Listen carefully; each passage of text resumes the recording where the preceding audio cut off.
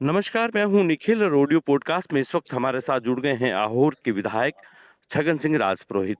ये वही आहोर विधानसभा का क्षेत्र है जहाँ पर ओडवाडा ओरण प्रकरण का मामला बड़ा चर्चा में है। छगन सिंह जी, बहुत बहुत स्वागत आपका पॉडकास्ट में। बिल्कुल, धन्यवाद, जी, धन्यवाद साहब। छगन सिंह जी, ये पूरा मामला क्या है? ओडवाडा प्रकरण जो है वो कल से बड़ा गरमाया हुआ मामला है। दरअसल ये पूरा मामला है क्या? एक्चुअल में 2021 में 2 भाइयों के झगड़े में एक रिट दायर की थी। जी। उनके कोई ब बंटवारे के विषय को लेकर ये विषय शुरू हुआ था। जी। उसके बाद में ये हाई कोर्ट का विषय हुआ। हाई कोर्ट को जब संज्ञान में आया कि ये पूरी जमीन ओरण पे सभी बने हुए हैं जी। और इसमें 450 मकान जी। उसमें बने हुए हैं। जी। उस विषय को लेकर हम लोगों ने जब पता चला कि इसमें जी। हाई कोर्ट का ऑर्डर भी है कि इसको खाली करवाना है, जी। तो उस विषय को लेकर फिर विधानसभा में भी मैंने विषय रखा था जी। और अधिकारियों से भी चर्चा की थी। फिर लंबे समय से एक दो बार उसका जो कच्चे और थोड़े पक्की दीवार वाले थे उसमें 67 अतिक्रमण को ओरण को खाली करवाया था उस समय जी। 2022 में। जी। फिर हम लोगों ने उसको जो भाइयों के झगड़े को समझौता भी करवाया था। जी। फिर फिर उसको वापस इन्होंने डबल बेंच में जाकर कोर्ट ऑफ कंडम लगाकर उसी व्यक्ति ने जी। उसके लिए ये लाया था जी। 7 मई को।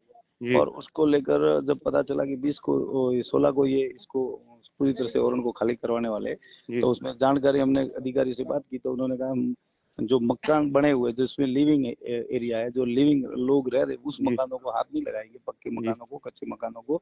लेकिन जो खाली पड़े प्लॉट 4 दीवार बड़ी हुई है उसको हमें खाली करना पड़ेगा, नहीं तो हाई कोर्ट का जो अवमानना हो जाएगी और जी। कोर्ट ऑफ कंडेम हो जाएगी, इसलिए तो उन्होंने ये। हाईकोर्ट के आदेश में ये थोड़ी था कि आप सिर्फ बाउंड्री तोड़ दें, वो तो जो ओरण में बसे हैं उन सबको तोड़ने की बात थी। लेकिन उसमें उससे पहले सरकार और प्रशासन की ड्यूटी होती है कि जिनके मकान है उनको पहले कहीं न कहीं उनको आवास की व्यवस्था करवा के जी। अ, उसके बाद में तोड़ने की होती है कि उनको कैसे बेघर तो कैसे करें। जी। तो उसके लिए उनके पास में पर्याप्त समय नहीं था, जी। इसलिए उन्होंने फिलहाल उस तो विषय को। इसमें जो सक्षम लोग थे जिन्होंने वहां पर अच्छे मकान बना लिए वो तो स्टे ले आए, लेकिन जो नहीं, नहीं, नहीं, आर्थिक नहीं, रूप नहीं, से उसमें कमजोर किसी लोग ने थे। पक्के मकान वगैरह किसी ने स्टे नहीं लाया था।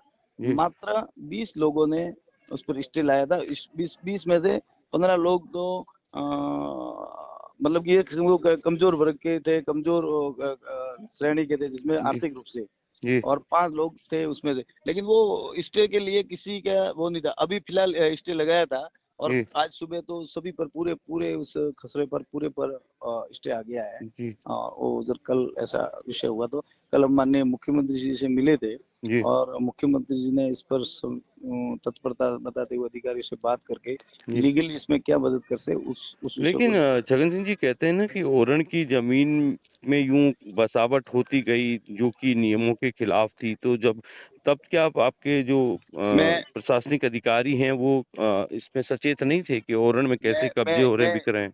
मैं इस विषय पर भी आपका ध्यान आकर्षित करना चाहूंगा कि ये जो बसावट है जी। ये बिफोर अपनी आज़ादी के पहले का है जी। और करीब 100 वर्षों से वो लोग वहाँ पर रह रहे हैं, 70-80 वर्षों से। और जी। 1962 के तो उनके पास में सनद और पट्टे भी है स्वराज जी। के जी। 2000 तक की। जी। लेकिन अब्दुल रहमान का फैसला जब 2004 में आया तो उस विषय में ओरण वाला विषय ये आ गया। पहले जी। तहसीलदार जी को मैंने बात की तो मैंने कहा ये सनद दी हुई है 1962 की, तो ये जी। कैसे दी है? क्योंकि जी। उस समय पावर था उनको देने का और जी। इनको ये पता नहीं था कि इनका म्यूटेशन वगैरह भरवाना था और उन्होंने म्यूटेशन नहीं भरवाया। जी। और उसको वो आज ओरण बोल रही है और वो अगर पहले से म्यूटेशन वगैरह भरवा देते जी। तो नौबत शायद ये नहीं आती। उस समय पावर थे और जी। उसको सही तरह से उनका काम शिक्षा के अभाव में जी। या अधिकारियों के उस समय उनको उन्होंने सलाह नहीं देनी। उनको पता था कि इतनी उस समय 1962 की स्थिति और आज की स्थिति में जी। जमीन का रात दिन का जी। डिफरेंस है। जी। तो जी। इस कारण से उन्होंने उसको इनको इतना नहीं लगा था। लेकिन जी। आज स्थिति दूसरी है। इस जी। कारण से ये सब झगड़े जब शुरू होते तो ये जी। तो दुविधा शुरू ये होती। आपके हिसाब से जो ये प्रशासन कार्रवाई हुई है तो कोर्ट के आदेश की पालना में एक अवमानना नहीं हो जाए इसलिए कर दी गई। लेकिन जी। जिन लोगों को नुकसान हुआ है, जिनकी बाउंड्री तोड़ी गई है या जिनको कच्चे मकान तोड़े गए हैं, तो कोई ऐसी आपकी मुख्यमंत्री से बात हुई है कि कोई पुनर्वास नीति के तहत पहले इनको कहीं अगर अगर खातेदारी उनके जमीन में किसी के बसाया जाए? बिल्कुल, बिल्कुल मुख्यमंत्री जी से बात हुई है। अगर जी। इनके मकान वास्तव में कहीं नहीं है, जी। तो पुनर्वास में उनके मकान के लिए मुख्यमंत्री अभी संकल्प पत्र में लिखा था मुख्यमंत्री आवास योजना के लिए। जी। और माननीय प्रधानमंत्री जी ने भी इस विषय को लेकर जो जिसके जी, वास्तव में मकान नहीं है और भूमिहीन है, तो उनके लिए मकान बना के देने का जी, आश्वासन हमें दिया है। जी, लेकिन वो वास्तव में नहीं हो, तो ऐसा नहीं कि मेरे उधर जी, आबादी क्षेत्र में मकान बना हुआ है और वो जी। अगर कहे कि मुझे चाहिए, तो वो तो नहीं हो तो सकता। इसका नए सिरे से सर्वे कौन करेगा? अब उसको नए सिरे से सर्वे का तो वैसे ओरन जमीन सर्वे की हुई, लेकिन उसको ओरन जी, को नियमित करने के लिए उसको कानून के दायरे में रहकर कानून से हाई जी, कोर्ट में जाकर उसको अपील करके उसके एवज में अगर सिवाय चक की जमीन देकर या कोई खातेदारी जमीन देकर उसको जी, ओरन बनाकर उसको आबादी बढ़ाए, इस प्रकार के हाई कोर्ट से हम व्यवस्था की। ऐसे कई फैसले पहले भी आए हैं, जी। उस फैसलों को आधार बनाकर हम आगे इसकी लड़ाई लड़ेंगे। तो अभी वहाँ पर मौके स्थिति पर जिस तरह की प्रशासनिक कार्रवाई हुई है, तो वहाँ के जो स्थानीय लोग हैं, उनमें कोई डर, कोई सहमे हुए परिवार तो कुछ नहीं है? कुछ कुछ डर नहीं, आज मैं पूरा दिन उधर ही था। जी, उसमें बहुत वो कल की व्यवस्था को लेकर मुझसे बात की, फिर उन्होंने कहा, मैं मुख्यमंत्री से मिला था, उसके लिए भी उन्होंने धन्यवाद दिया। और जी। पूरे गांव में किसी भी प्रकार का कोई भी प्रकार का कोई परेशानी नहीं है, सभी में आराम से सब रह रहे हैं, आराम से सबके लेकिन जो मकान। नुकसान हुआ है, उसकी भरपाई कहीं होगी?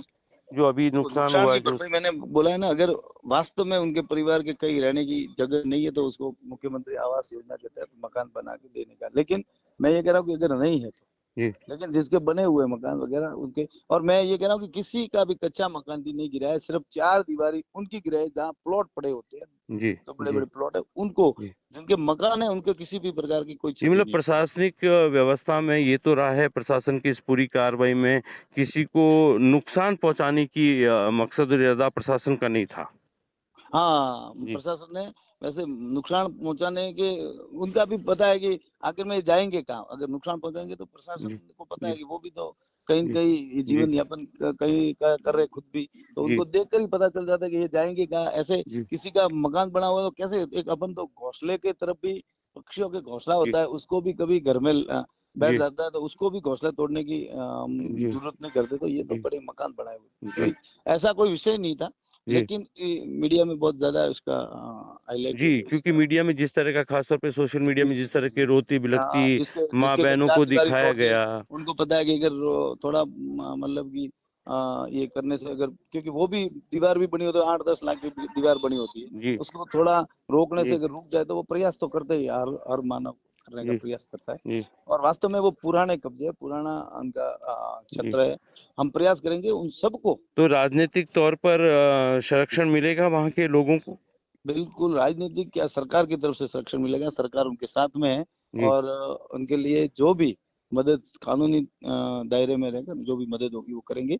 हाई कोर्ट की भी अवमानना न हो, हाई जी, कोर्ट की भी इसमें पालना, और सरकार भी जी, उनकी जनता की भी मदद हो। जन कल्याण की भावना को लेकर जिस जी, प्रकार से संवेदनशील मुख्यमंत्री भजन जी, लाल जी साहब ने जी, आज हमारे यहाँ 2 मंत्रियों को भी भेजा कि भाई उसके पूरे जी, विषय को जी, संज्ञान लेकर हमें बताया कि क्या है, जी, क्या स्थिति है जी, धरातल पर, क्या जी, तो वो जी। आगे गए। जी, जी, धन्यवाद। ओडवड़ा ओरन प्रकरण के मामले में ये पूरी बात हमसे कर रहे थे इस वक़्त आहोर के विधायक छगन सिंह राजपुरोहित जी। बहुत-बहुत शुक्रिया आपका हमसे बातचीत करने के लिए। धन्यवाद, धन्यवाद।